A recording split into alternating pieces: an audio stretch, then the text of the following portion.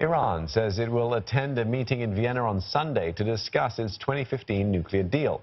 The gathering will involve diplomats from countries that are still party to the deal and will see Iran try to salvage the landmark agreement. Under the deal, Iran limits its nuclear activities and allows inspections in exchange for the lifting of sanctions. But the agreement has been threatened with collapse since the U.S. withdrew from it last year. Tehran says European powers asked for this meeting to discuss its reduced nuclear commitments in response to the U.S. withdrawal and sanctions. Iran said as long as the remaining signatories refuse to further mitigate the impact of the sanctions, it was prepared to disregard certain limits. It has since exceeded the deal's limits on heavy water stockpiles and enriched uranium, but Tehran said it can reverse its actions if European partners deliver on their commitments.